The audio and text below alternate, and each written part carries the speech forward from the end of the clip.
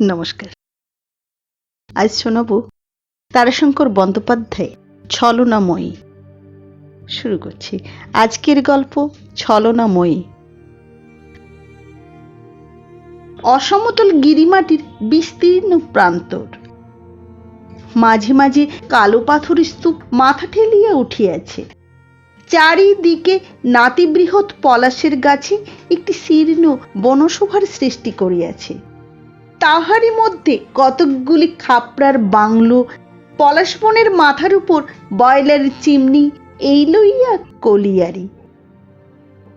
ধনী শ্বশুরের এমনই একটি কলিয়ারির ঠিকাদারি লইয়া অমিয় এই রুক্ষ ভৈরবী প্রকৃতিময়ী দেশের মধ্যে গিয়া উপস্থিত হইল। শ্বশুরের কলিয়ারিতে অভিনন্দন না হোক, একটা সাড়ম্বর অভ্যর্থনা সে প্রত্যাশা করিয়াছিল। কুঠির কর্মচারী বাবুরা ও আর সকলে ভিড় করিয়া আসিয়াছিল। বেবি পেট্রোমাক্সের উজ্জ্বল আলো জ্বালানো হইয়াছিল। অমিও মনে মনে ম্যানেজার বাবুকে অনুসন্ধান করিতেছিল, কিন্তু মুখ ফুটিয়া ম্যানেজার বাবু কে এ প্রশ্ন করিতে কেমন তাহার বাধিতেছিল। উপস্থিত বাবুদের মধ্য হইতে একজন আসিয়া তাহাকে পরিত্রাণ করিল। সে কহিল, আগে আমি হলাম এখানকার স্টোর বাবু, আর ইনি কম্পাস, আর এরা দুজন মুন্সি, আর ইনি হলেন খাদ বাবু। আমিও ধাঁধায় পড়িয়া গেল। কম্পাস মানে সে জানিত যন্ত্র, কিন্তু জাতি নির্ণয়ে গোল বাঁধিয়া গেল। মানুষ কম্পাস হইল কেমন করিয়া সে বুঝিল না। অবশেষে একান্ত ভালো মানুষের মতো কহিল, কম্পাস কম্পাস কি বললেন? বেমানান রকমের লম্বা শীর্ণকায় এক ব্যক্তি অগ্রসর হইয়া বেশ সপ্রতিভ হাসি মুখে বলিল, আজ্ঞে আমি। আমিও অবাক হইয়া গেল। কম্পাস বলিয়া গেল, একরা থেকে পাশ করেছিলাম আজ্ঞে, তারপর থেকে আপনাদের আশ্রয় আছি। সবে তখন 1 নম্বর পিঠ হইয়াছে, আমি তারপর 2 নম্বর, 3 নম্বর, 4 নম্বর সব করাইছি। এখানে কানাই কম্পাসকে না চেনে এমন কুলি কামিন আপনি পাবেন নাই। আমিও ভাবিল, কম্পাস ইহার উপাধি, কিন্তু জাতি নির্ণয়ে গোল বাঁধিয়া গেল। নামটা বাঙালির, কিন্তু উপাধিটা বিদেশি মনে হইল। সন্দেহ ভঞ্জনের জন্য সে প্রশ্ন করিল, আপনারা? গলা হইতে মোটা কৃষ্ণবর্ণ এক গোছা উপবীত বাহির করিয়া কম্পাস কহিল, আজ্ঞে ব্রাহ্মণ, উপাধি চক্রবর্তী, শাণ্ডিল্য গোত্র, কুলি নামরা। আজ্ঞে রামেশ্বরের সন্তান, 2 পুরুষে ভঙ্গ। অমিও বলিল, তবে যে বললেন কানাই কম্পাস, কম্পাস কি আপনাদের কোম্পানি দত্ত উপাধি? স্টোর বাবুটি বর্ধমানের লোক, তিনি ব্যাপারটা বুঝিয়েছিলেন। ঈষৎ হাসিয়া বলিলেন, আগে উনি এখানকার সার্ভেয়ার কিনা। কলিয়ারিতে সার্ভেয়ারকে কম্পাস বলে থাকে। রেলওয়ের গুডস ক্লার্ক যেমন মালবাবু আর কি, সেই রকমই। হাঁপ ছাড়িয়া অমিও কহিল, ও। এতক্ষণে তাহার ভদ্রতার হুঁশ হইল। তাড়াতাড়ি সে কহিল, বসুন বসুন, আপনারা বসুন, দাঁড়িয়ে আছেন যে। সমস্বরে সকলে বলিয়া উঠিল, আমরা বেশ আছি, আপনি বসুন, আপনি মালিক, আপনার সামনে। ইজি চেয়ারটা হেলান দিয়া অমিও একটা সিগারেট ধরাইল। তারপর কহিল, কই ম্যানেজার বাবু তো এলেন না? কেহ উত্তর দিল না। সকলেই পরস্পরের মুখ চাহিয়া রহিল। অমিও আবার বলিল, কই ম্যানেজার বাবু কোথায়? কোথায় তিনি? শীর্ণ কম্পাস বলিয়া উঠিল, সত্যি কথা, তার আর ভয়টো কি রইছে? তিনি আজ্ঞে কি রকম লোক মশাই কে জানে। সন্ধেবেলায় কিসব যোগজাগ করেন, ভূত প্রেত নিয়ে নাকি, বলে পিশাচ সিদ্ধ। এই যে ম্যানেজার বাবু আসছেন আজ্ঞে। সম্মুখে প্রান্তরে উজ্জ্বল একটা আলো অগ্রসর হইয়া আসিতেছিল। সেই আলোর পিছনে পিছনে একটি খর্বাকৃতি শীর্ণ মানুষ উপরে উঠিয়া কহিলেন, নমস্কার নমস্কার। উজ্জ্বল বেবি পেট্রোমাক্সের আলো পরিপূর্ণরূপে আগন্তুকের উপর পড়িয়াছিল। তাহার দিকে দৃষ্টি নিক্ষেপ করিয়া অমিয় বিস্ময়ে স্তব্ধ অভিভূত হইয়া গেল। নমস্কার করিতে গিয়া তাহার হস্ত অর্ধোদ্যত হইয়াই রহিল। হাতের সিগারেটটা কখন পড়িয়া গেছে। কাঁচা পাকা দীর্ঘ রুক্ষ চুল আগন্তুকের মুখখানাকে অর্ধাবৃত করিয়া চারিদিকে বিশৃঙ্খল ভাবে ঝুলিয়া পড়িয়াছে।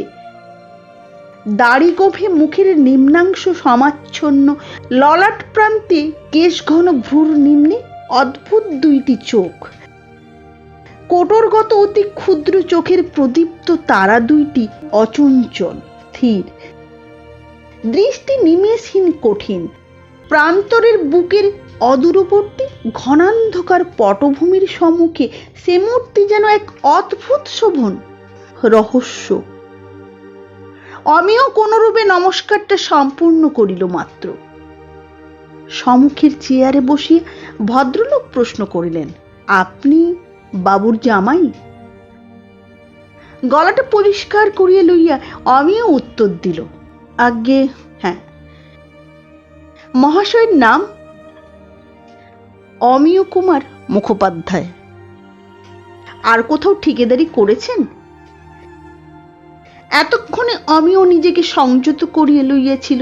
স্বচ্ছন্দভাবে ঈষৎ হাসি এসে কহিল, এই আমার হাতে খড়ি, আপনাদের সাহায্যের ভরসা করেই এসেছি এখানে। ভদ্রলোকও ঈষৎ হাসিলেন, কহিলেন, সে পাবেন বই কি, আমরা সব দেখে শুনে দেব। বাবুও সে কথা লিখেছেন আমায়। কম্পাস বাবুও রয়েছেন। কম্পাস অমনি শতমুখ হইয়া উঠিল, আগে সব ঠিক করে দিব আজ্ঞে। কুলি কামিন কত চাই আপনার? মাপ জোপ 16 আনার জায়গায় 18 আনা করে দিব। আর ম্যানেজার বাবু সহায় থাকলে ভয় কি, কুলি কামিন তো উহার কথাই উঠে বসে। দেখাই দেন তো ম্যানেজার বাবু সেই গন্ধটা। জানেন জামাই বাবু, ম্যানেজার বাবু আমাদের সাধু লোক, সংসারে রয়েছেন তাই, নইলে এতদিন তৈলঙ্গ গোসাই হয়ে যেতেন। ম্যানেজার বাবু নীরব হইয়া রহিলেন। কম্পাসের কথার অর্থ যে কি তাহা বুঝিতে না পারিয়া অমিয় চুপ করিয়া রহিল। কম্পাস কিন্তু ছাড়িল না, সে বলিল, দেন দেন ম্যানেজার বাবু, জামাই বাবুকে একবার দেখাই দেন সিটো। বুঝলেন জামাই বাবু, যে গন্ধ আপনি ইচ্ছে করবেন সেই গন্ধই ম্যানেজার বাবু হাত ঘষে বার করে দিবেন। বিস্মিত অমিয় প্রশ্ন করিল, সত্যি ম্যানেজার বাবু? ম্যানেজার বাবু চোখের তারা দুইটি যেন জ্বলিয়া উঠিল। অস্থির ভাবে মাথা নড়িয়া চড়িয়া বসিলেন। দেহান্দোলনের গতিবেগে দীর্ঘ কেশ পাশ দুলিয়া আরো বিশৃঙ্খল হইয়া উঠিল। সে মূর্তি দেখিয়া ভয় হয়। অমিয় প্রবল বিস্ময়ে তাহার মুখের দিকে চাহিয়া রহিল। ম্যানেজার বাবু নিজেই বলিলেন, আপনি অলৌকিক শক্তিতে বিশ্বাস করেন অমিয় বাবু? কি উত্তর দিবে অমিয় খুঁজিয়া পাইল না। সত্য বলিতে কি অলৌকিক তত্ত্বে বিশ্বাস করিতে প্রবৃত্তি তাহার হইত না, কিন্তু অবিশ্বাস করিবার মতো জ্ঞানের গভীরতা বা চারিত্রিক দৃঢ়তাও তাহার ছিল না। সম্মুখের অন্ধকার প্রান্তরের দিকে একাগ্র দৃষ্টিতে চাহিয়া ম্যানেজার বাবু বলিলেন, তান্ত্রিক সাধনায় মানুষ অলৌকিক শক্তি আয়ত্ত করতে পারে অমিয় বাবু, অদ্ভুত সে শক্তি। আধুনিক যুগের বিশ্বাস সে শক্তি অন্ধ, কিন্তু তা নয়, সে সজ্ঞান, চঞ্চলা, ছলনাময়ী। ছলনায় সে মানুষকে প্রতারণা করে। তিনি নীরব হইলেন। উপস্থিত ব্যক্তিগুলিও নীরব, স্তব্ধ। কেবল রাত্রির অন্ধকার ঢাকা বিস্তীর্ণ প্রান্তরের বুকে দূরের বয়লারের গুম গুম শব্দ অবাধে ছুটিয়া চলিয়াছে। নিস্তব্ধতা ভঙ্গ করিল কম্পাস। সে মৃদুস্বরে বলিয়া উঠিল, দেখাই দেন গন্ধটা জামাইবাবুকে একবার, ম্যানেজার বাবু, দেখাই দেন গন্ধটা জামাইবাবুকে। ভদ্রলোক নিম্নস্বরে হাস্য করিয়া উঠিলেন। তারপর ধীরে ধীরে কহিলেন, আমিও বাবু, সত্যিই দেখবেন? আমিও ঘাড় নাড়িয়ে সম্মতি জ্ঞাপন করিল। আচ্ছা, আমার হাত শুকে দেখুন, কোনো গন্ধ আছে কি? হাতে গন্ধ একটা উঠিতেছিল। আমিও বার দুই শুকিয়া কিসের গন্ধ বুঝিতে পারিল না। ভদ্রলোক নিজেই বলিলেন, ওটা গাঁজার গন্ধ। কোনো সুগন্ধ নেই তো? আচ্ছা দেখুন। হাতখানি শূন্যে ঊর্ধ্বে তুলিয়া ধীরে ধীরে নামাইয়া লইলেন। তারপর অমিয়র হাতের উপর ঘর্ষণ করিয়া দিয়া বলিলেন, দেখুন, এইবার দেখুন। অতি মিষ্ট গন্ধের ঝলক অমিয়র নাকি ইতিপূর্বেই আসিয়া প্রবেশ করিয়াছিল। সে বিস্মিত দৃষ্টিতে চাহিয়াছিল অদ্ভুত দর্শন ব্যক্তিটির মুখের দিকে। ভদ্রলোক ঈষৎ হাসিয়া বলিলেন, সামান্য শক্তি, মধ্যজীবনে সন্ন্যাস নিয়ে তন্ত্র সাধনায় একটু পেয়েছি। রাক্ষসী ছলনাময়ী সামান্য দিয়ে আমায় প্রতারণা করলে অসীম অসীম শক্তি লাভ করা যায়, যা রাজার নেই, সম্রাটের নেই, জ্ঞানীরও নেই, কারও নেই। তাহার সঙ্গে সঙ্গে সব নীরব। প্রগাঢ় অন্ধকারের মধ্যে ঈষৎ দূরে তখনও বাক্যধ্বনির ক্ষীণ রেশ কাঁপিতে কাঁপিতে নিঃশেষে মিলাইয়া যাইতেছিল। কিছুক্ষণ পর সচকিতের মতো তিনি উঠিয়া বলিলেন, আজ বিশ্রাম করুন, কাল আবার দেখা হবে। পরদিন হইতে অমিয়র ঠিকাদারি আরম্ভ হইল। অর্থাৎ খনি হইতে কয়লা তোলা ইত্যাদি যাবতীয় কার্য সে একটা নির্দিষ্ট খরচের মধ্যে করিবে। খনির মালিকের তরফ হইতে ম্যানেজার ও সার্ভেয়ার সমস্ত দেখিয়া শুনিয়া লইবেন ও কার্যপ্রণালীর নির্দেশ করিয়া দিবেন। ম্যানেজার বাবু তখনও অফিসে আসেন নাই। কম্পাস ধুমধামের সহিত জামাইবাবুর হিতান্বেষণ করিতেছিল। অমিও কিন্তু চিন্তা করিতেছিল ম্যানেজার বাবুর কথা। সে কহিল, কই, ম্যানেজার বাবু তো এলেন না এখনো। কম্পাসের উচ্চ কণ্ঠস্বর কম্পাসের কাঁটার মতো এক পাক ঘুরিয়ে গেল। অতি মৃদু স্বরে সে বলিয়া উঠিল, বেটা পাজিকে আপনি বিশ্বাস করবেন না। বেটা পয়লা নম্বর চোর আর ভণ্ড। সব আমি ঠিক করে দিব, বুঝলেন? অমিও অতিমাত্রায় বিস্মিত হইয়া কম্পাসের মুখের দিকে চাহিয়া রহিল। কোনো মতে সে বুঝিতে পারিল না অকস্মাৎ বিনা কারণে ম্যানেজার বাবুকে এমন ধারে গালিগালাজ কেমন করিয়া দেওয়া যায়। কম্পাস কিন্তু সে দৃষ্টিতে অর্থ বুঝিল অন্যরূপ। গর্বস্ফীত কণ্ঠে সে বলিয়া গেল, অত কি একটি আধলাও উয়াকে আপনি দিবেন নাই। মার মাতাল বেটা ভণ্ড, ঘরে 18 বছরের আইবুড়ো মেয়ে মশায়, বিয়ে দেয় না বেটা। পরিবারকে ধরে মারি, কিছু বলি না মশাই, ভয়। ভূত প্রেত দিয়ে কি করে দিবে শেষে। অমিয়র মন বিরক্তিতে ভরিয়া উঠিল। এই শীর্ণ কুটিল মানুষটির উপর অশ্রদ্ধার আর তাহার সীমা রহিল না। কম্পাস বলিল, আর দয়া করে যদি কিছু দেন তবে উহার পরিবারকে দিবেন। আহা মশাই, ওই ওই ওই শুনুন, পরিবার না হয় কন্যাকে ধরেই ঠ্যাঙাচ্ছে বেটা। ওই ওই ওই শুনুন, কান্না শুনতে পাচ্ছেন নাই? সত্যই চাপা কান্নার আর্তধ্বনি ম্যানেজারের বাংলোর দিক হইতেই ভাসিয়া আসিতেছিল। আমিও আশ্চর্য হইয়া গেল। এ কি শিক্ষিত ব্যক্তি গৈরিকের আবরণে যে একদিন অঙ্গ আবৃত করিয়াছিল, সাধনায় যে মানুষ খানিকটা অগ্রসর হইয়াছে, তাহার একই ব্যবহার। কম্পাসকে সে প্রশ্ন করিল, আচ্ছা আচ্ছা, ভদ্রলোকের কি মাথার গোলমাল আছে?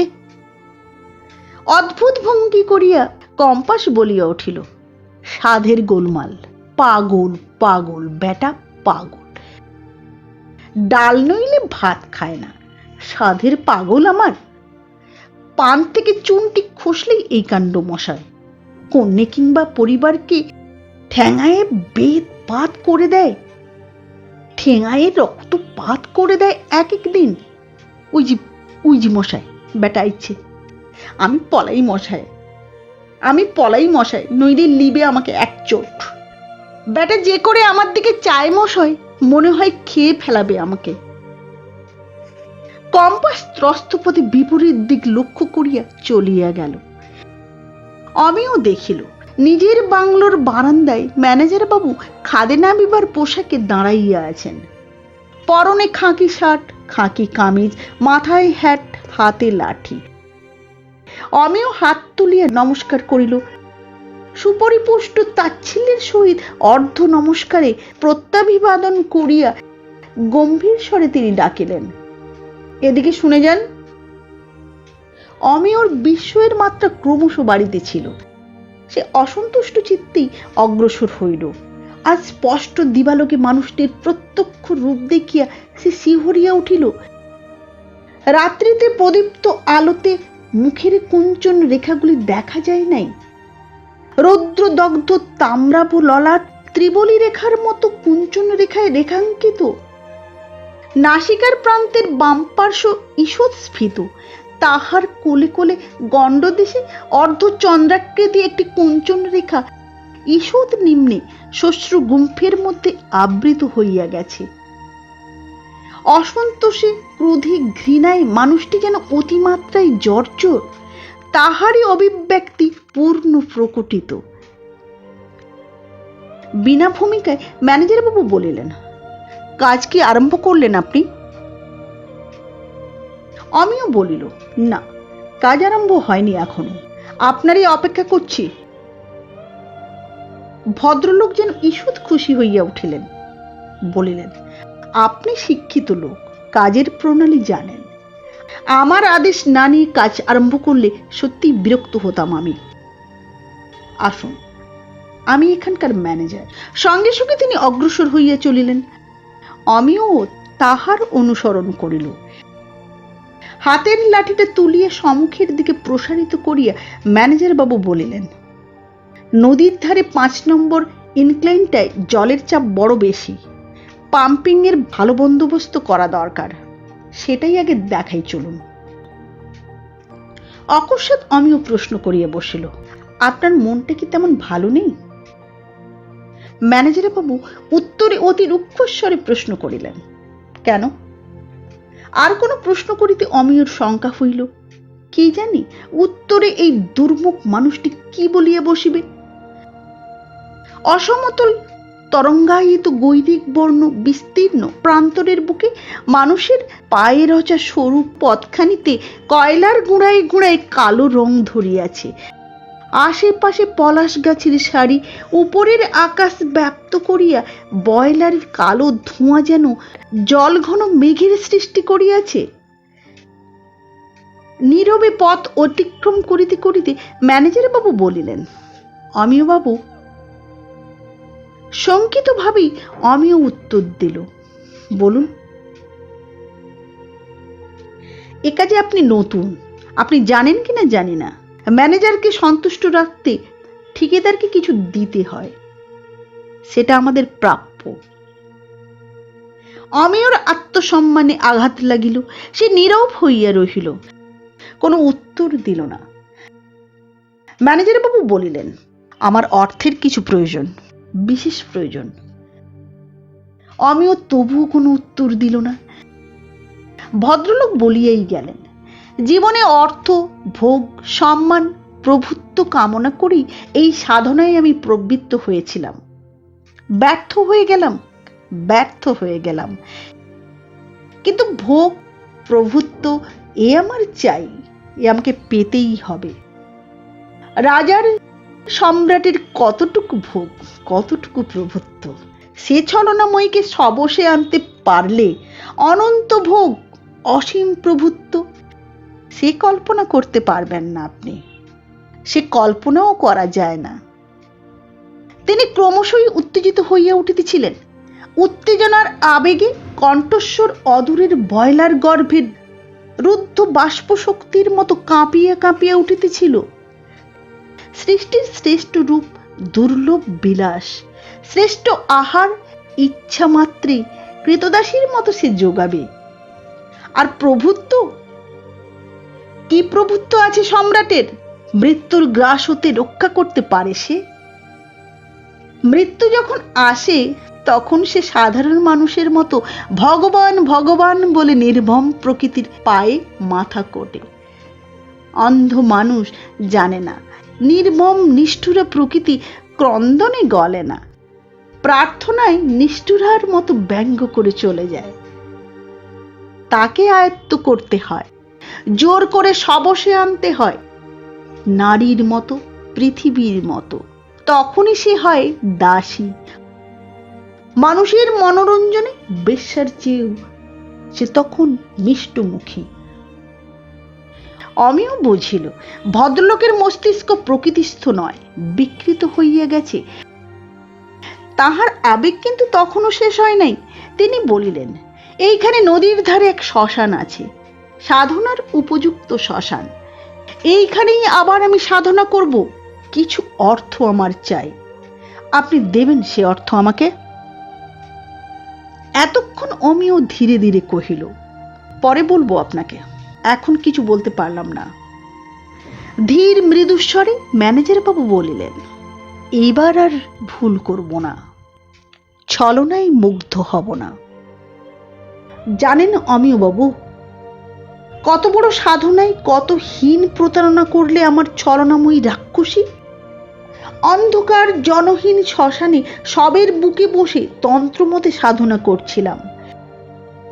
দ্বিতীয় প্রহর রাত্রি অতিক্রান্ত হয়ে গেল। শব্দেহ নিয়ে হিংস্র মাংসাশী শিগালেরা কলহ করছিল। তারা কলহ ছেড়ে চিৎকার করে উঠল। মাথার উপর দিয়ে পেঁচারা কর্কশ রবে ডেকে চলে গেল। গাছের মাথায় ঘুম ভেঙে শকুনেরা পাকশাট মেরে তীক্ষ্ণ স্বরে ডেকে উঠল। সনসন শব্দে কাল প্রবাহ বয়ে যাচ্ছিল। নরকপালের পাত্রে সুরা শোধন করছিলাম। সে সুরা পান করতে গিয়ে দেখি তাতে সুরার স্বাদ নাই, সে মধু সুধা হয়ে উঠেছে। আনন্দে বুকটা নেচে উঠল। আবার পাত্রে সুরা পূর্ণ করলাম। শোধন করে চোখ বুজে ধ্যান করছি। এমন সময় মনে হলো আমি বরফের মধ্যে ডুবে গেছি। তারপর অপূর্ব সুগন্ধ। মনে হলো সমস্ত পৃথিবী পরিব্যাপ্ত হয়ে গেছে সেই সুগন্ধে। তার মাধুর্য, তার গভীরতা আমি বর্ণনা করতে পারবো না। সে গন্ধ যে কেমন সে আপনি অতি ক্ষীণভাবে অনুভব করেছেন। সেই গন্ধ শতগুণে গভীর, শতগুণে মধুর আমায় আচ্ছন্ন করে ফেললে। আনন্দে আসন ছেড়ে লাফ দিয়ে উঠে পড়লাম। ভাবলাম আমার সাধনা পূর্ণ হয়েছে বুঝি। কিন্তু প্রতারণা, ছলনা, তার ভাণ্ডারে এই মধুর স্বাদ আর এই মধু গন্ধ নগণ্য, তুচ্ছ। তাই দিয়ে সে আমায় ভুলিয়ে দিলে, ছলনাময়ী রাক্ষসী। সামান্য জাদুকরের মতো পারি শুধু জলকে ইচ্ছা মতো সুমিষ্ট করতে আর এই গন্ধ আনতে। বিলাসপুরী শ্রমিকের দল ম্যানেজার বাবুকে দেখিয়া কলরল করিয়া উঠিল। গোড় লাগি ম্যানেজার বাবু, গোড় লাগি। 5 নম্বর ইনক্লাইনে তখন তাহারা আসিয়া পড়িয়াছেন। সন্ধ্যার সময় ম্যানেজার বাবু আবার অমিয়র বাংলোয় আসিয়া উঠিলেন।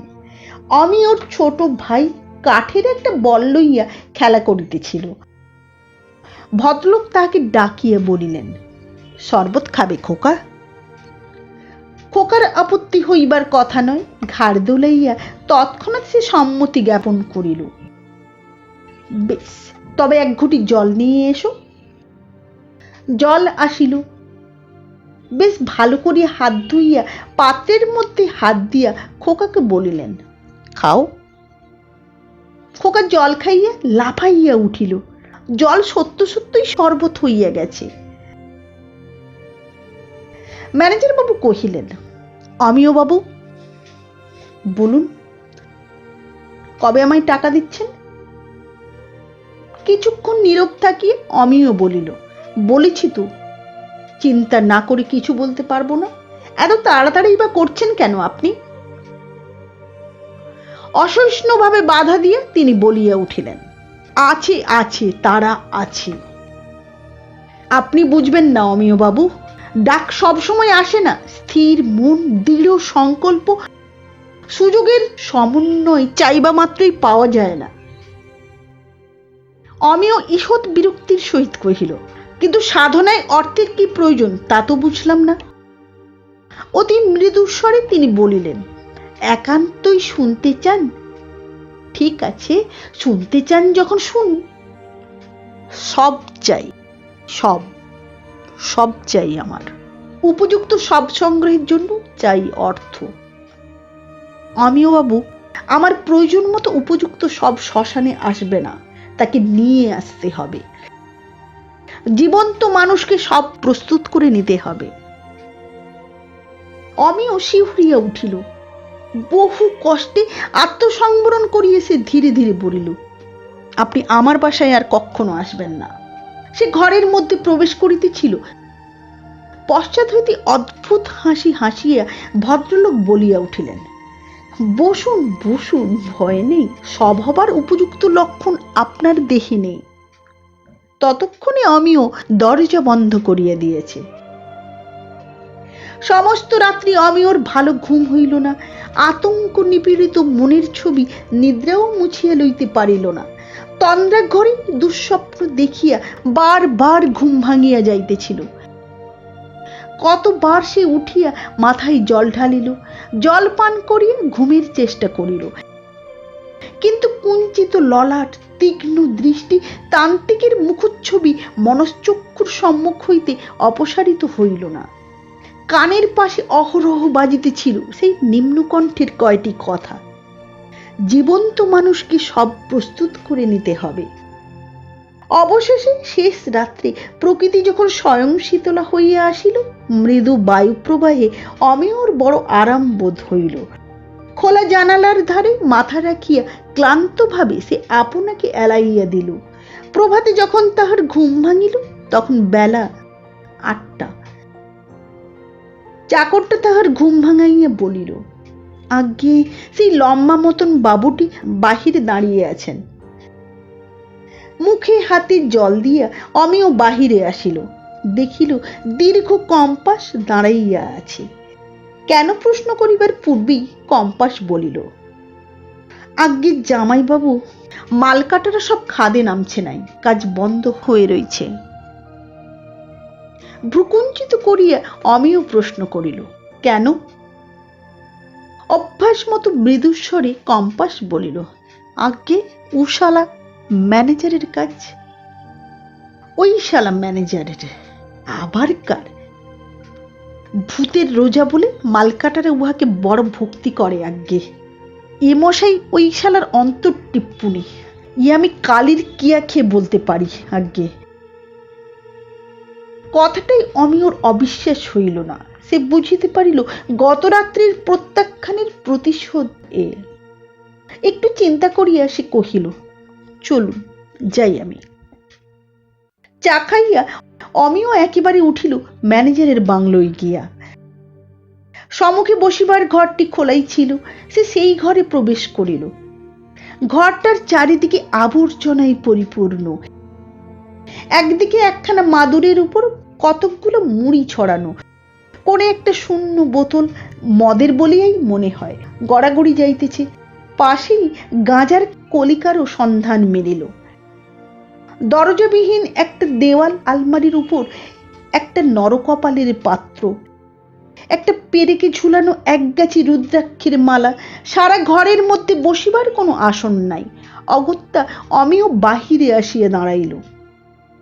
সে ডাকিতে যাইতেছিল, ম্যানেজার বাবু, কিন্তু তাহার পূর্বেই বাড়ির ভিতর হইতে ম্যানেজারের রুক্ষ কণ্ঠ ধ্বনিত হইয়া উঠিল, চুপ রহ হারামজাদি।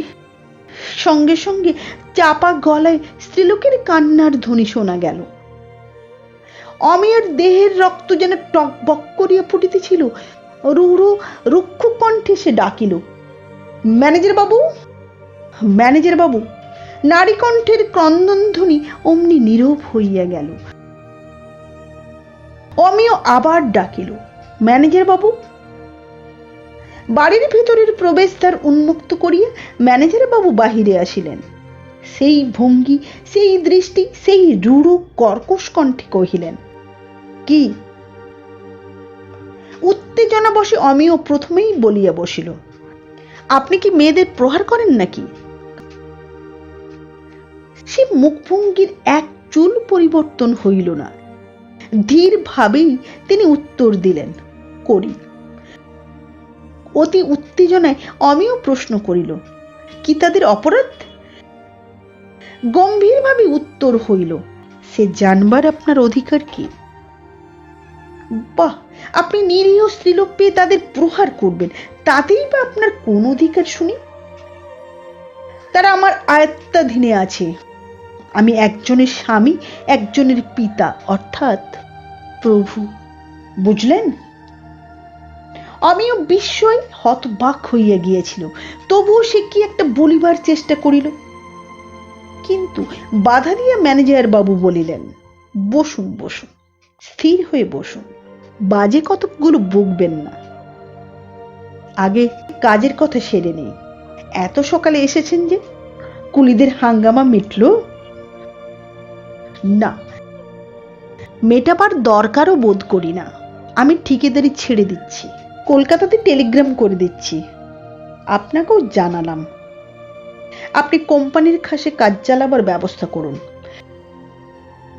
কয়েক মুহূর্ত নীরব থাকিয়া ম্যানেজার কহিলেন, আপনি সন্দেহ করছেন এ কাজ আমার? হ্যাঁ, করেছিলাম আমি, কিন্তু সেও তো ব্যর্থ করে দিচ্ছেন আপনি। ভালো, আমি কুলিদের বলে দিচ্ছি, কিন্তু কাল থেকে কুঠিতে নতুন ম্যানেজারের বন্দোবস্ত করুন আপনারা। আমি আর থাকবো না, কাজ ছেড়ে দিচ্ছি। ভ্রুকুঞ্চিত করিয়া অমিয় তাহার মুখের দিকে চাহিয়া রহিল। ম্যানেজার বলিয়া গেলেন, মনে সাড়া এসেছে, ডাক পেয়েছি, এ সুযোগ গেলে আর আসবে না। আজ থেকেই আরম্ভ করব আমি। এক্ষুনি বেরুবো নদীর ধারে। কৃষ্ণ সর্প চাই আমার। বহুক্ষণ নীরব থাকিয়া অমিয় অবশেষে কহিল, কি হবে ম্যানেজার বাবু এসব করে? অনিশ্চিত ভবিষ্যৎ, পদে পদে বিপদ, কিসের জন্য ঘাড়ে নিতে যাচ্ছেন? অস্থিরভাবে মাথা নাড়িয়া তিনি বলিলেন, বুঝবেন না, আপনি বুঝবেন না। আপনি সে বুঝবেন না অমিয় বাবু। আনন্দ অমৃত ওইখানে আছে, ওই শক্তি তার উৎস। এর স্বাদ আপনি পাননি, আপনি এর আকর্ষণ জানবেন না। অভিসারের আকর্ষণের মত্ততা অভিসারিকা ভিন্ন অপরে অনুভব করতে পারে না অমিয় বাবু। সঙ্গে সঙ্গে তিনি উঠিয়া পড়িয়াছিলেন, কহিলেন, আমার সময় বয়ে যাচ্ছে, আপনি আসুন, নমস্কার। তিনি বাড়ির মধ্যে চলিয়া গেলেন। অমিয় নির্বাক বিস্ময়ে সেইখানে বসিয়া রহিল।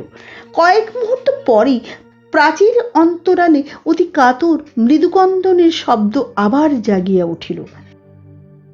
অমিয় উৎকর্ণ হইয়া দাঁড়াইয়া রহিল। কয়েকটি মৃদু কাতর বাক্য তাহার কানে আসিয়া পৌঁছিল। তোমার পায়ে পড়ি গো, মেয়েটার মুখের দিকে তাকাও।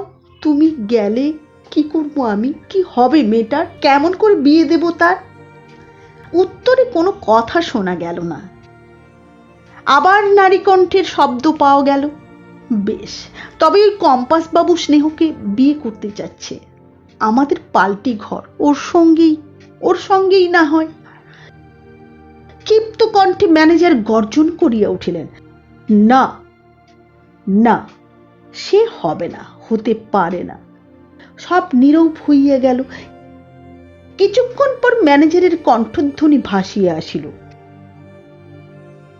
অমিয় আশ্চর্য হইয়া গেল। সে কণ্ঠস্বর কাতর কাকুতিতে ভরা। করুণা, করুণা, মিনতি করে বলছি, তা তুমি করো না, আমার অনুরোধ তুমি রেখো।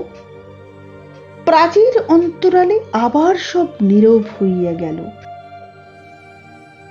বাহিরে গৈরিক প্রান্তরে বায়ু প্রবাহে পলাশবনের পত্রমর্মরে যেন গৈরিক বসনা সন্ন্যাসিনী প্রকৃতি অকারণে উদাস হইয়া দীর্ঘ নিঃশ্বাস ফেলিতেছিল।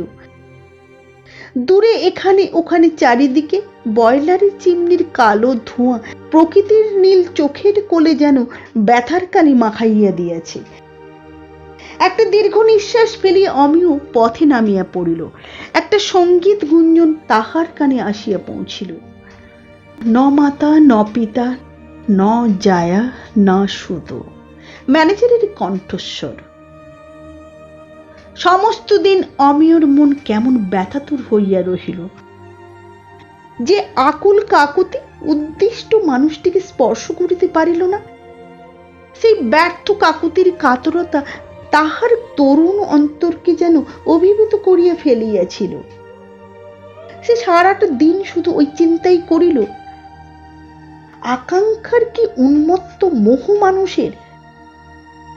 অপরাহ্নে বাংলোর বারান্দায় একটা ইজি চেয়ারে বসিয়া সে উদাস নেত্রে অস্তায়মান রক্ত সূর্যের শেষ রক্তিমালার বর্ণান্তর দৃশ্য দেখিতেছিল।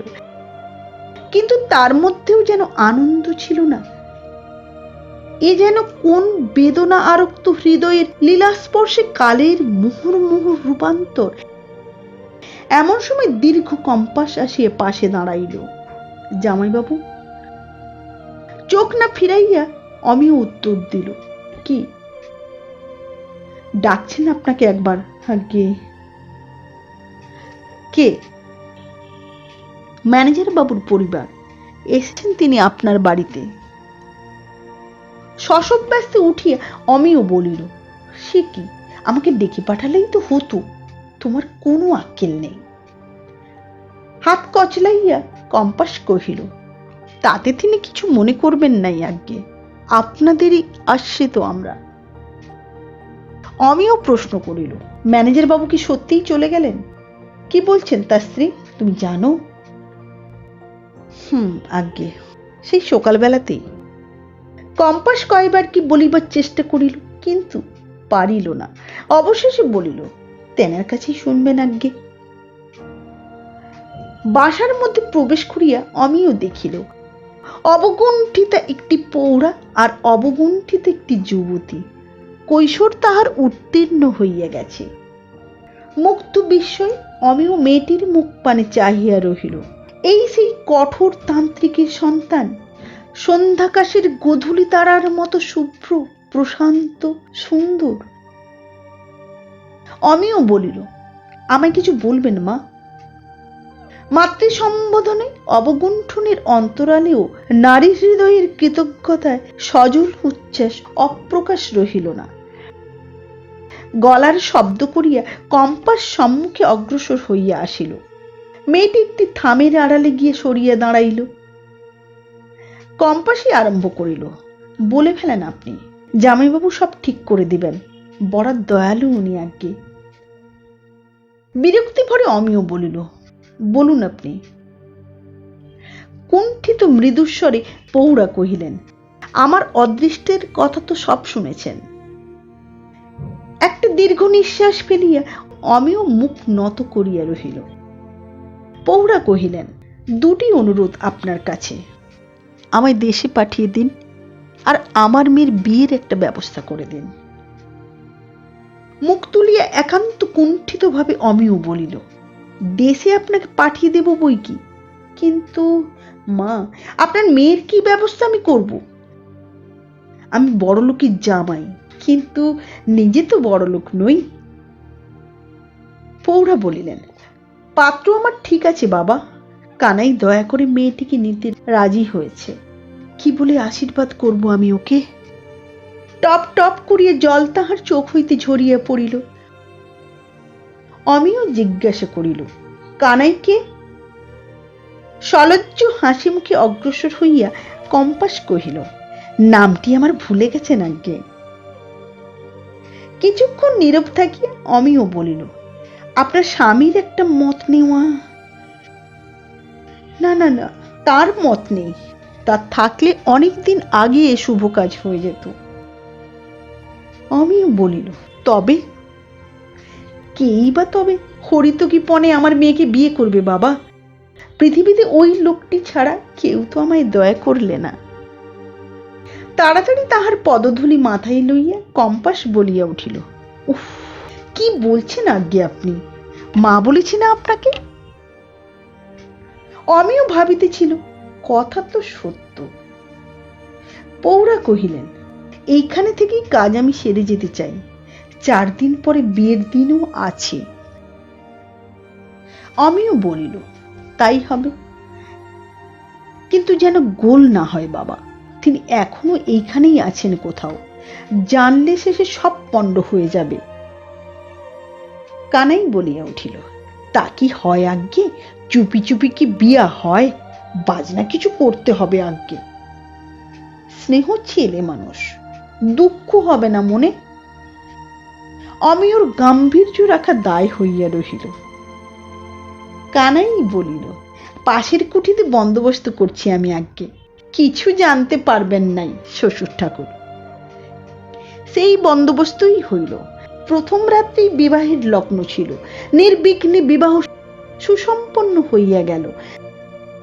বিবাহের আসরে কন্যার বেশভূষা দেখিয়া কম্পাসকে শ্রদ্ধা না করিয়া অমিও পারিল না। ইতিমধ্যেই কলিকাতায় গিয়া কানাই বিবাহের বাজার করিয়া আনিয়াছে।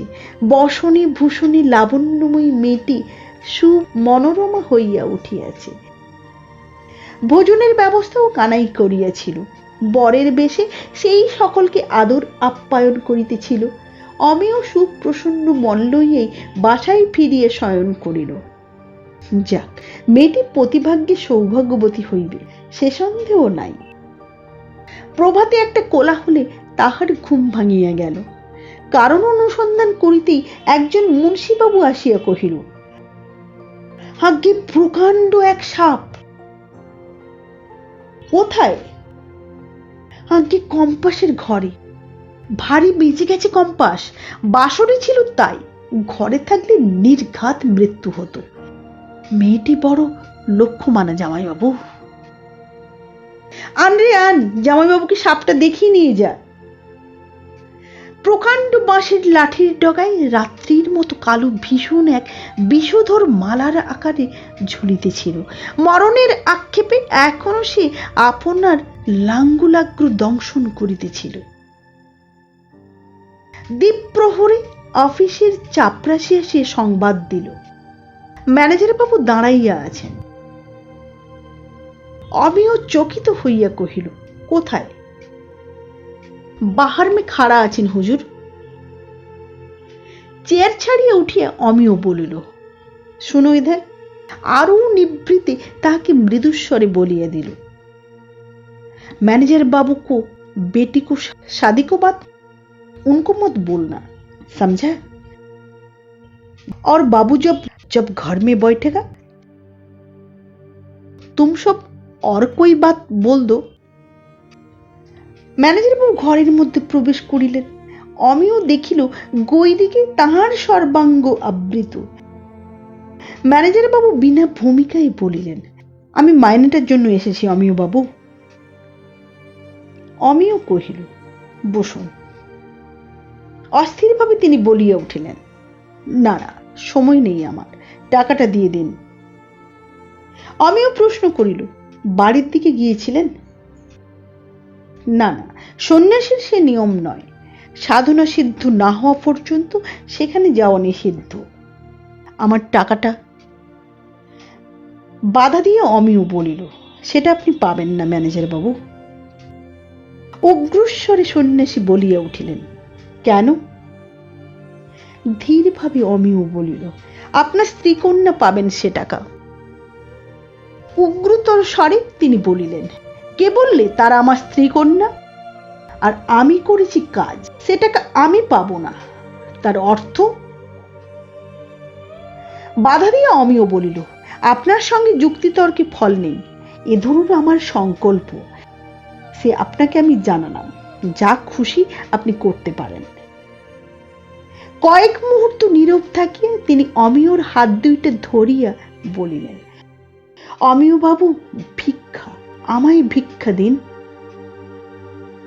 ধীরে ধীরে হাত দুইটি টানিয়া লইয়া অমিয় বলিল, একান্ত দুঃখিত ম্যানেজার বাবু, তা আমি পারবো না। তান্ত্রিকের ক্ষুদ্র চোখ দুইটি ভীষণ হইয়া উঠিল। মাথাটা বার দুই আন্দোলিত করিয়া তিনি বলিলেন, উত্তম উত্তম। অস্থির পদক্ষেপে খর্বাকৃতি অসম্ভব প্রয়াসী বাহির হইয়া গেলেন। উন্মুক্ত বাতায়ন পথে চাহিয়া অমিয় দেখিল, সম্মুখে রৌদ্রদগ্ধ প্রান্তর বক্ষে শেষ সীমায় চিকচিক করিয়া কাঁপিতেছে মরীচিকার প্রবাহ। দগ্ধ প্রান্তর অতিক্রম করিয়া অস্থির পদক্ষেপে খর্বাকৃতির তান্ত্রিক চলিয়াছেন সম্মুখের পানে। দিন 20 পর অপরাহ্ন বেলায় 4 নম্বর ইনক্লাইনের মুন্সি হাঁপাইতে হাঁপাইতে আসিয়া খবর দিল, আগে সর্বনাশ হয়েছে, সর্বনাশ হয়েছে। অমিয়র হাত হইতে খবরের কাগজখানা পড়িয়া গেল। সে চমকিয়া উঠিয়া দাঁড়াইয়া কহিল, কি হয়েছে? আগে কম্পাস মারা পড়েছে। কি? অমিয়র সর্বাঙ্গ থরথর করিয়া কাঁপিতেছিল।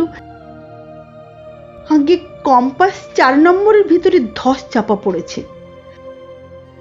ঘটনাস্থলে আসিয়া মুন্সি বলিল, আগে আগে এই সব জানি। আমিও দেখিল দীর্ঘাকৃতি কৃষ্ণবর্ণ বিলাস পুরিয়া এক কুলি। সে যাহা বলিল তাহা এইরূপ। খাদের মধ্যে সুড়ঙ্গ কাটা তাহার কাজ, মেন ড্রাইভার সে। একটি মানুষের যাতায়াতের উপযুক্ত পথ সে কাটিয়া যায়। পথে সাধারণ কুলিরা সে পথকে কাটিয়া পরিসর করে। আজ খাদের একটা স্থানে কেমন চিচ্চির শব্দ উঠায়, সে কম্পাস বাবুকে সে কথা জানায়। কম্পাস বাবু সেখানে গিয়া লাঠি দিয়া সুড়ঙ্গের খাদের দৃঢ়তা পরীক্ষা করিতেছিল। এমন সময় প্রচন্ড বেগে উপর হইতে কয়লার স্তূপ তাহার উপর খসিয়া পড়িয়াছে। আমিও নির্বাক হইয়া ভাবিতেছিল, খর্বাকৃতি মানুষটির কথা সে কি ইহা জানিত? জানিত বই কি, কানে তাহার বাজিতেছিল। মিনতি করে বলছি, একান্ত তুমি এ কাজ করো না। দূরে ম্যানেজারের বাংলো হইতে কাতর ক্রন্দনধ্বনি ভাসিয়া আসিতেছিল। পৌড়াকে কানাই কম্পাস যাইতে দেয় নাই। সে পায়ে ধরিয়া বলিয়াছিল, আমি তো তোমার ছেলে হলাম মা, ছেলেকে ফেলে কোথা যাবে তুমি? তোমার ভার আমি নিলাম। বিষণ্ণ আক্ষেপে অমিও মনে মনে কহিল, হায় রে মানুষের দম্ভ! নিজের ভার কি আর তার নিজের হাতে, যে পরের ভার সে নিতে চায়? সর্বাপেক্ষা শোচনীয় ঘটনা হইল এই যে হতভাগ্যের মৃতদেহটা পর্যন্ত উদ্ধার করা গেল না। খনির অন্ধকার গর্ভে খনিজ ধাতু স্তূপের মধ্যেই সমাহিত হইয়া রহিল। শাস্ত্রানুযায়ী শ্মশানে কুশপুত্তলি দাহের ব্যবস্থা হইল। অন্ধকার রাত্রি, নদীর প্রস্তর স্তূপময় তটভূমিতে শ্মশান। আমিও কয়েকটি বাবুর সহিত প্রয়োজনীয় উপকরণ সমূহ বহন করিয়া লইয়া যাইতেছিল। পিছনে পিছনে সদ্য বিধবা রুদ্ধ বাক নবপরিণীতা বধূ, আর তাহার সঙ্গে সঙ্গে মৃদু বিলাপ করিতে করিতে চলিয়াছিল তাহার হতভাগিনী মা। একজন বলিয়া উঠিল, একটা চিতা জ্বলছে। সকলে দেখিল চারিদিকে নিরন্ধ অন্ধকার, তাহার মধ্যে শ্মশানের মধ্যস্থলে অগ্নিশিখা ধক ধক করিয়া জ্বলিতেছে। নদীর কুলে কুলে পথ, পথপার্শ্বে সংকীর্ণ একটি ঘাটের ধারে একজন বলিল, এইখানেই আমাদের ব্যবস্থা করুন। যেখানে চিতা জ্বলছে ওখানে ঘাট নেই, নামতে স্নান করতে বড় অসুবিধা হবে। সেই ব্যবস্থাই হইল। নববধূ বিধবার বেশে সম্মুখে দাঁড়াইতে মা আছাড় খাইয়া পড়িলেন। চিতা সাজানো হইতেছিল, কুশপুত্তলি দাহ হইবে। অকস্মাৎ নৈশ প্রকৃতির মর্মচ্ছেদ করিয়া কি চিৎকার করিয়া উঠিল, বাবা! সপ্তলক্ষে দৃষ্টি ফিরাইয়া সকলে দেখিল ঈষৎ দূরে সেই জ্বলন্ত চিতার পার্শ্বে সদ্য বিধবার মূর্তি থরথর করিয়া কাঁপিতেছে। ছুটিয়া সকলে অগ্রসর হইয়া গেল। জ্বলন্ত অগ্নিকুণ্ডের সম্মুখে সবারোহী খর্বাকৃতির তান্ত্রিক লাফ দিয়ে আসন ছাড়িয়া বলিয়া উঠিল, দূর হোক, দূর দূর দূর দূর হোক। মেয়েটি আর্তনাদ করিয়া উঠিল, কি করছো বাবা গো? ও যে আমার। অগ্নিকুণ্ডের আলোকে দেখা গেল কম্পাসের নিথর বিবর্ণ শবদেহ পড়িয়া আছে, আর তাহার পাশে দাঁড়াইয়া তান্ত্রিক।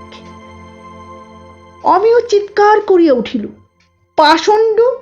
পাষণ্ড! কোথায় কে? দূরে অন্ধকারের বুক চিরিয়া শব্দ আসিল, আহ, ছি ছি ছি ছি। মানুষ কয়টি নির্বাক নিস্পন্দ, সদ্য বিধবার আর্তধ্বনি মুখ হইয়া গেছে। আবার নৈশ অন্ধকারের বক্ষ বিদ্ধ করিয়া রব উঠিল, এবার আরো দূরে। আহ, আহা! কে যেন কাহাকে নির্মম কষাঘাতে তাড়াইয়া লইয়া চলিয়াছে এক প্রান্ত হইতে অপর প্রান্তে। দীর্ঘ 10 বৎসর পর আমিও এখন ধনী ব্যবসায়ী। বালিগঞ্জ অঞ্চলে বাড়ি মোটর কিছুরই অভাব নেই। সেদিন রাত্রে সে বালিগঞ্জ পার্কে বেড়াইতেছিল। রাত্রি গভীর হইয়া আসিয়াছে, পার্কের মধ্যে লোক সংখ্যা কমিয়া গেছে। রাস্তার পাশের একটা বেঞ্চে বসিয়া কে বিড়বিড় করিয়া কি বকিতেছিল। লাইট পোস্টের পরিপূর্ণ আলোক তাহার উপর পড়িয়াছিল। আমিও দেখিল একজন ভিক্ষুক, দীর্ঘ রুক্ষ চুল, ঘন শস্য গুম্ফে আবৃত মুখ, তীক্ষ্ণ দৃষ্টি, কোটরগত ক্ষুদ্র চক্ষু, কুঞ্চিত ললাট। আমিও থমকে দাঁড়াইল, মনে হইল যেন চেনা। অন্তরের স্মৃতি মন্দিরে কত বিগত ছবি কালের বর্ণান্তরে ঢাকা পড়িয়া গেছে। অকস্মাৎ একখানা ছবি স্মৃতির সলিলে অবগাহন করিয়া স্পষ্ট হইয়া ফুটিয়া উঠিল, এ সেই তান্ত্রিক। আমিও বলিয়া উঠিল, ম্যানেজার বাবু। ভিক্ষুক উঠিয়া দাঁড়াইয়া তীক্ষ্ণ দৃষ্টিতে তাহার দিকে চাহিল। আমিও বলিল, চিনতে পারছেন না আমাকে? আমার নাম। সে বলিয়া উঠিল, আপনি অমিয় বাবু। কিছুক্ষণ পর আবার অমিয় বলিল, আপনি আজও বেঁচে আছেন? একটা গভীর দীর্ঘশ্বাস ফেলিয়া তিনি বলিলেন, আছি। বড় কষ্টেই দিন গেল। শ্মশান ছেড়ে উঠে উন্মাদ হয়ে গিয়েছিলাম। অহরহ বিধবা কন্যার ছবি চোখের উপর ভাসত। আমি অস্থির হয়ে চিৎকার করে ছুটে বেড়াতাম। এখনো কখনো কখনো সেরকমই হয়। কিছুক্ষণ নীরব থাকিয়া অমিয় কহিল, আচ্ছা, কম্পাসকে কি আপনি? কথা শেষ করিতে তাহার সংকোচ হইল। তান্ত্রিক কহিল, হ্যাঁ, আমিই হত্যা করিয়েছিলাম কম্পাসকে, সেই বিলাসপুরিয়া কুলিটাকে দিয়ে। খাদের মধ্যে সে তাকে মেরে লুকিয়ে রেখেছিল। তারপর ডিনামাইটের ধস ছাড়িয়ে ওই মিথ্যা সংবাদ দেয়। পরে সে শবদেহ আমাকে এনে দিয়েছিল। কম্পাসের দেহ অতি লক্ষণযুক্ত ছিল। তার ঘরে সাপও আমিই দিয়েছিলাম। কিছুক্ষণ পর আবার তিনি বলিলেন, রাক্ষসী রাক্ষসী রাক্ষসী ভীষণ প্রতিশোধ নিয়েছে মনে করছে। না না, কিন্তু না, আবার আমি দেখব। আমিও শিহরিয়া পা বাড়াইল। তিনি কহিলেন, কিছু পয়সা দেবেন? কদিন খাইনি কিচ্ছু। আমিও পকেটে হাত দিয়ে কিছু অর্থ বাহির করিতেছিল। অকস্মাৎ অতি চঞ্চল ভাবে খর্বাকৃতি মানুষটি বলিয়া উঠিল, আহ, ছি ছি ছি ছি। দুই হাত দিয়া সম্মুখের শূন্য পটভূমি হইতে কি যেন সে মুছিয়ে দিতে চেষ্টা করিতেছিল। অবশেষে আপনার হাতখানা সজোরে ক্ষিপ্ত পশুর মতো সে কামড়াইয়া ধরিল। দেখিতে দেখিতে দাঁতের পাশ দিয়া বীভৎসভাবে রক্তের ধারা গড়াইয়া পড়িল। সভয়ে অমিয় ডাকিল, ম্যানেজার বাবু, ম্যানেজার বাবু। ক্ষত বিক্ষত হাতখানা ছাড়িয়ে দিয়ে রক্তাক্ত মুখে একান্ত শ্রান্ত ক্লান্ত ভাবে তিনি বলিলেন, অতি যন্ত্রণায় সম্বিত ফিরে আসে, তাই মানুষ তো আমি, তবু মানুষ তো আমি অমিয় বাবু। নমস্কার। ভালো লাগলে লাইক করুন, সাবস্ক্রাইব করুন, শেয়ার করুন। আবার দেখা হবে আগামী পর্বে একটি নতুন গল্প নিয়ে। নমস্কার।